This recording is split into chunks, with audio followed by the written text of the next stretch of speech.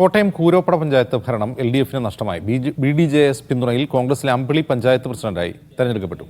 കക്ഷിനില തുല്യമായതോടെ നറുക്കെടുപ്പിലൂടെയായിരുന്നു വിജയം. പഞ്ചായത്തിൽ LDFനും 7, UDFന് 6, BJPക്ക് 3 അംഗങ്ങളാണുള്ളത്. ജോസി ബാബു വിവരണം അയച്ചിരുന്നു. ജോസി, ഈ BDJS പിന്തുണ എത്ര BDJS അംഗങ്ങളാണ് പിന്തുണച്ചത്?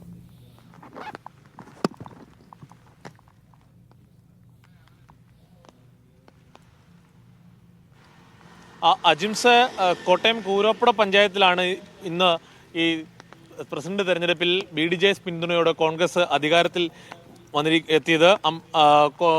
കോൺഗ്രസിന്റെ അംഗമായ അമ്പിളി മാത്യുവിനാണ് BDJS പിന്തുണ ലഭിച്ചത്.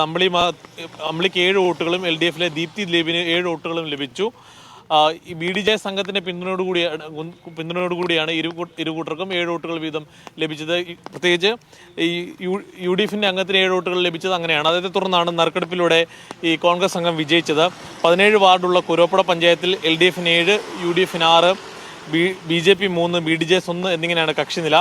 CPMലെ ലീല ചെറിയാൻ രാജിവെച്ചതിനെ തുടർന്നായിരുന്നു ഇന്ന് തെരഞ്ഞെടുപ്പ് നടന്നത്. എന്തായാലും നറുക്കെടുപ്പിലൂടെയാണ് തെരഞ്ഞെടുപ്പിൽ ഈ അമ്പിളി മാത്യു വിജയിച്ചതെങ്കിലും പൂർണ്ണമായും BDJSന്റെ പിന്തുണയോടുകൂടിയാണ് അവർക്ക് തുല്യത വരുത്തുവാൻ കഴിഞ്ഞത് LDFുമായി. ഇതേ തുടർന്നായിരുന്നു നറുക്കെടുപ്പിലേക്ക് നീങ്ങിയതും അമ്പിളി മാത്യു വിജയിച്ചതും. എന്തായാലും ഇത് സംബന്ധിച്ച് പാർട്ടി നേതൃത്വങ്ങളുടെ ഔദ്യോഗിക പ്രതികരണം ഇതുവരെയും ലഭ്യമായിട്ടില്ല. അജിംസ.